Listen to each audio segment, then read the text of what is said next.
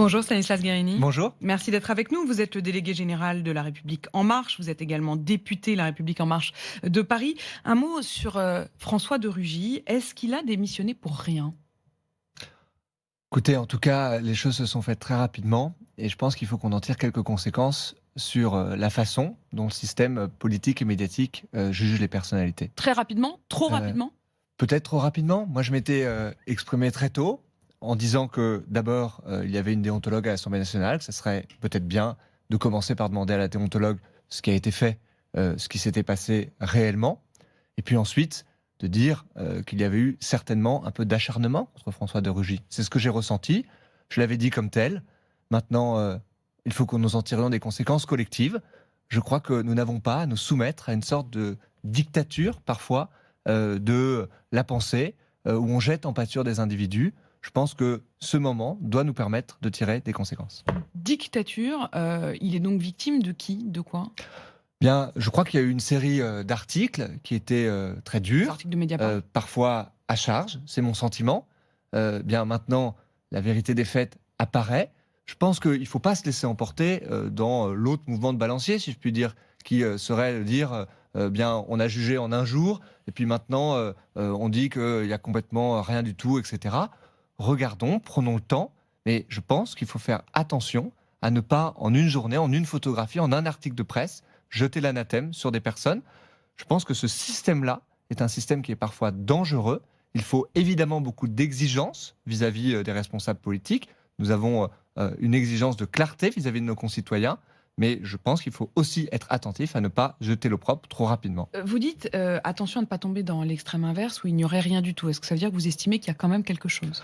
Non, mais François de Rugy a dit lui-même les choses. Le rapport de l'Assemblée nationale a été clair. Il y a peut-être eu des zones grises. Peut-être dans le rapport, il est conseillé à François de Rugy de rembourser ce qu'il s'est engagé à faire d'ailleurs. Sur 12, il s'est engagé à le faire, des dîners qui auraient été du côté du privé. Donc voilà, ça c'est l'analyse pleine et complète. Et chacun peut juger des faits.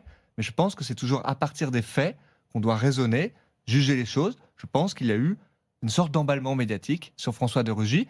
Et moi, je pense que désormais, c'est sur notre système politique et médiatique qu'il faut s'interroger et en tirer des conséquences pour pouvoir faire avancer les choses. Système politique et médiatique, vous dites qu'il faut en tirer les conséquences. Si l'on en croit ce que dit Sibeth Ndiaye, porte-parole du gouvernement, elle dit « On a des résultats qui disent globalement que François de Rugy n'a transgressé aucune règle établie. Conséquence logique donc, il pourrait réintégrer le gouvernement. » Vous savez, il a démissionné. Je ne crois pas qu'aujourd'hui... Oui, mais vous l'expliquez vous-même, il a démissionné trop tôt. Express. Oui, mais là, il y a une forme, pardon, Stanislas Guerini. Est-ce qu'il n'y a pas une forme du coup d'hypocrisie ? Non, mais est-ce qu'il n'y a pas une forme d'hypocrisie ? C'est-à-dire, vous dites, bon, c'est quand même l'emballement, c'est pas bien, ça a été trop loin, ça a été trop vite. Quand on se rend compte qu'effectivement, il n'y a rien, en tout cas, c'est ce que le mot de Sibeth Ndiaye, il n'a transgressé aucune règle établie, là on dit, non, mais en même temps, il ne peut pas complètement revenir. Non, mais écoutez, je n'ai pas le sentiment d'avoir été hypocrite tout au long de l'analyse de cette affaire. La première réaction, c'est de dire qu'il faut regarder les faits et faire appel aux institutions pour pouvoir le faire.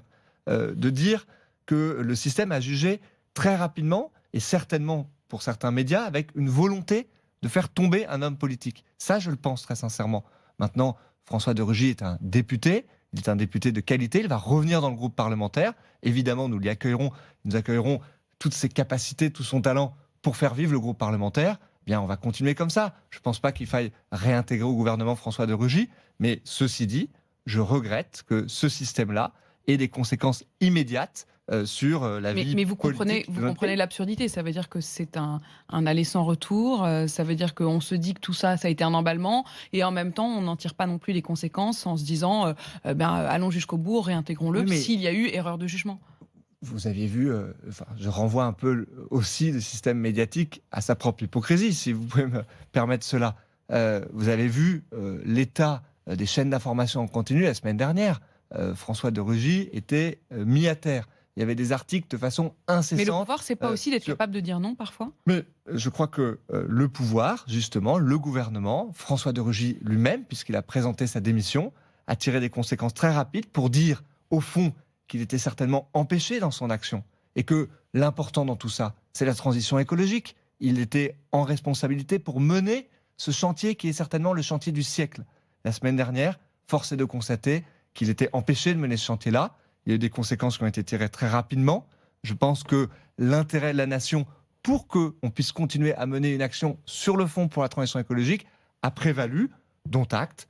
On continue maintenant, mais encore une fois, je crois que notre système politico-médiatique, j'insiste là-dessus, doit parfois en tirer quelques conséquences. Précisément sur les questions d'écologie, il y a eu cette journée à l'Assemblée mardi où il y avait à la fois Greta Thunberg qui venait parler d'écologie et parler de l'urgence climatique, et puis l'après-midi, la ratification du CETA. C'est passé, mais c'est passé un peu juste, et pour la première fois, 52 députés La République En Marche ont choisi de s'abstenir. Est-ce qu'il y avait quand même ce doute qui s'est installé chez beaucoup sur la réalité du CETA et ses conséquences éventuellement climatiques ou sur l'environnement ou sur la qualité de la viande. Vous-même, vous n'aviez pas de doute ? Non, moi personnellement, je n'avais pas de doute, mais je comprends que certains collègues, y compris de mon groupe parlementaire, et après tout, parfois ça peut être sain aussi d'exprimer ces doutes-là. Je pense qu'il y a eu une sorte de vote de vigilance aussi pour suivre l'application de ce traité. Moi, pourquoi je pense qu'il fallait voter la ratification de ce traité, qui a d'abord, je le dis en passant, été initié sous Nicolas Sarkozy, négocié sous François Hollande, et que nous finissons de ratifier. Et là encore, aujourd'hui. On a l'impression qu'à chaque fois, vous subissez. Finalement, on subit les précédents. Non, je vais vous dire ce qu'on subit. On subit quand le commerce international n'est pas régulé. Ça, on le subit. Et tous les producteurs de fromage, de piment d'Espelette, qui ont aujourd'hui des appellations d'origine protégée, eux, ils savent ce que c'est qu'un traité justement de commerce, parce que ça va mieux protéger les produits français. On parle du CETA comme si c'était quelque chose de théorique.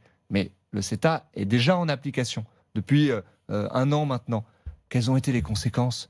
Nous avions un bénéfice commercial vis-à-vis du Canada de 50 millions d'euros. Il est maintenant de plus de 400 millions d'euros. Les exportations vers le Canada de l'Union européenne ont progressé de 6%.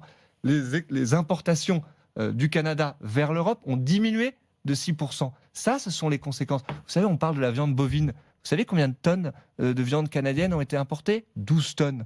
On consomme 1,5 million de tonnes par an en France de viande bovine. Ça, ce sont les conséquences concrètes. Donc, je comprends que certains souhaitaient agiter des peurs autour du CETA, que certains aient des positions idéologiques différentes qui ne sont pas les miennes, parce qu'ils sont contre le libre-échange. C'est un courant très vieux, il y a un courant économique qui remonte à plusieurs siècles déjà, oui, mais qui ça, c'est des positions nous ne devrions pas avoir le libre-échange. Moi, ce n'est pas mon avis. J'avais visiblement des doutes. Juste quand même un mot sur ce que vous dites. Le simple fait que depuis 1 an, comme vous le dites, ce traité est déjà en exercice, alors que les différents parlements des pays européens n'avaient toujours pas pu se prononcer, est-ce que vous ne trouvez pas que ça aussi, c'est une formidable hypocrisie quand même ? Oui, ça, je crois que c'est quelque chose que nous devons améliorer, effectivement. Mais du point de vue démocratique, ça pose quand même question. Mais j'en suis absolument convaincu. Et je crois que c'est déjà une avancée démocratique que nous ayons pu avoir un vrai débat sur le CETA à l'Assemblée nationale. Le temps du débat a eu lieu. Vous savez, je me rappelle qu'en 2013, l'Union européenne a adopté un traité de libre-échange avec la Corée. Il a été adopté en 1 minute à l'Assemblée nationale.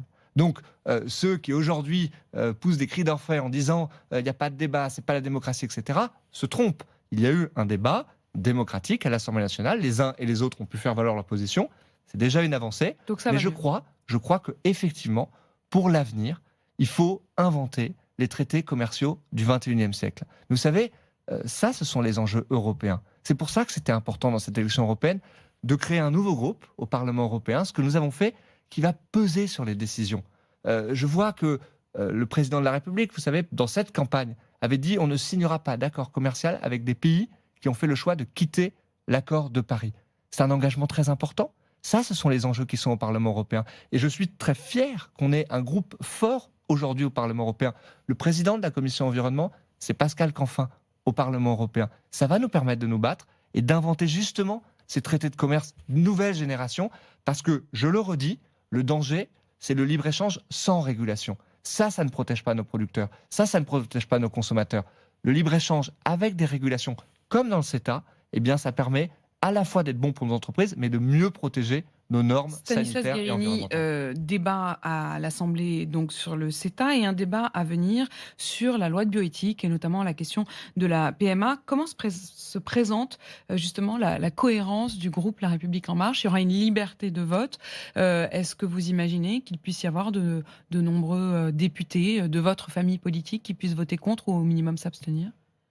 Je pense que ça sera très minoritaire.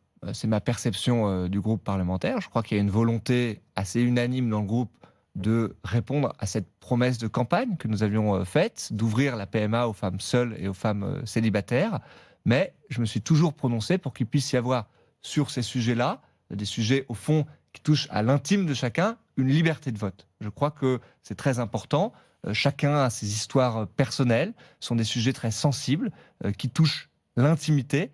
Et donc c'est important qu'il puisse y avoir du débat et surtout du débat apaisé.